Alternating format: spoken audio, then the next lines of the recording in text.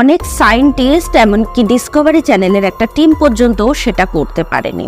কিন্তু আশ্চর্যের বিষয় এটাই যে জলস্তর 1 ইঞ্চিও কমেনি। ভীম তার গদা দিয়ে একটা প্রচণ্ড আঘাতে এই কুণ্ড তৈরি করেন। হ্যালো ভিউয়ার্স, আমরা সবাই জানি জলের তলায় মারিয়ানা খাত 11 কিমি গভীর, বা বিশ্বের সবচেয়ে গভীরতম হ্রদ বৈকাল হ্রদ সেটাও 1.6 কিমি গভীর।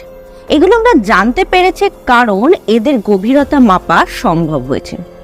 কিন্তু আজকে আমি যদি আপনাকে বলি এমন একটা জলাশয় আছে যার গভীরতা মাপাই সম্ভব হয়নি, হ্যাঁ, 50 মিটার লম্বা একটি ছোট্ট জলাশয় বলুন, কন্দি বলুন বা পুকুরি বলুন, তার গভীরতা মাপতে ব্যর্থ হয়েছে অনেক সায়েন্টিস্ট, এমনকি একটা ডিসকভারি চ্যানেলের বড় টিম পর্যন্ত।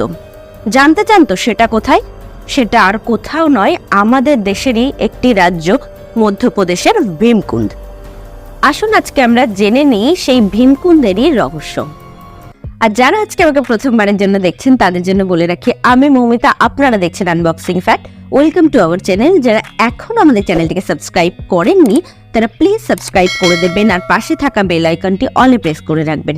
আর যদি এই ভিডিওটি আপনি ফেসবুকে দেখে থাকেন তাহলে আমাদের পেজটিকে অবশ্যই ফলো করে দেবেন। ভীমকুণ্ডের অবস্থান হলো মধ্যপ্রদেশেরই ছত্তরপুর জেলাতে। এই জলাশয়টির গভীরতা মাপা সম্ভব হয়নি। অনেক সায়েন্টিস্ট এমনকি ডিসকভারি চ্যানেলের একটা টিম পর্যন্ত সেটা করতে পারেনি। সাধারণত আমরা সবাই জানি যে জলে কারোর মৃত্যু হলে ডেড বডি ওপরে ভেসে ওঠে, কিন্তু ভীমকুণ্ডের ব্যাপারটা পুরোপুরি উল্টো।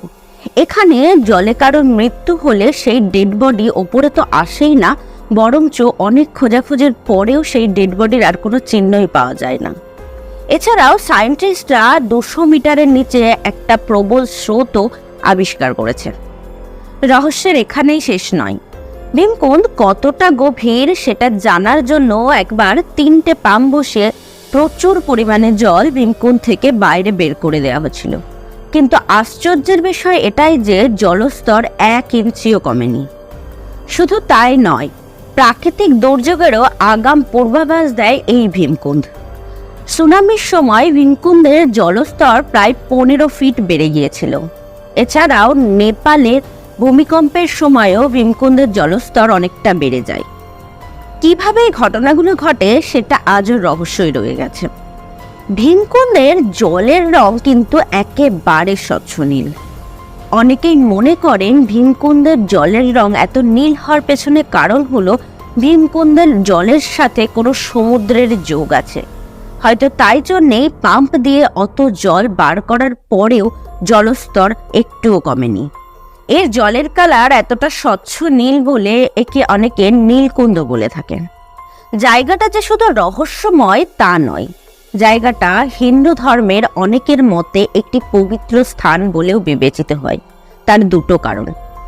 কথিত আছে পঞ্চপাণ্ডব যখন দ্রৌপদীকে সঙ্গে নিয়ে বনবাসে যাচ্ছিলেন তখন এই পথ ধরেই যাচ্ছিলেন, আর সেই সময় দ্রৌপদীর ভীষণ জল তেষ্টা পেয়ে যায়, কিন্তু কোথাও কোনো জলের নিশানা পাওয়া যাচ্ছিল না।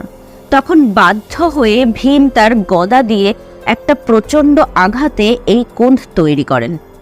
এই ভীমকুণ্ডের জলের কালার এত স্বচ্ছ হওয়ার পেছনে দ্বিতীয় কারণ হলো পৌরাণিক মতে নারদ মুনি এই জলাশয়ের কাছেই ভগবান বিষ্ণুর জন্য সাধনা করেন। ভগবান বিষ্ণু প্রসন্ন হয়ে তাকে এই জলাশয় থেকে দর্শন দেন। তাই জন্যে এই ভীমকুণ্ডের জলের কালার এতটা স্বচ্ছ নীল বলে অনেকেই মনে করেন। আবার অনেকে এটাও মনে করেন যে সংক্রান্তির দিন এই জলাশয়ে স্নান করলে অনেক পুণ্যার্জন হয় এবং অনেক অসুখও সেরে যায়। আজকের ভিডিও তাহলে এখানেই শেষ করছি। কেমন লাগলো আজকের ভিডিও অবশ্যই কমেন্ট করে জানাবেন। আর যদি ভিডিওটি ভালো লেগে থাকে তাহলে লাইক আর শেয়ার করে দেবেন, সাবস্ক্রাইব করে রাখবেন আমাদের চ্যানেলটিকে। আমরা আবারও ফিরে আসবো এরকমই আর একটি ইন্টারেস্টিং ফ্যাক্ট নিয়ে। ততক্ষণের জন্য ভালো থাকবেন, সুস্থ থাকবেন, পাশে থাকবেন।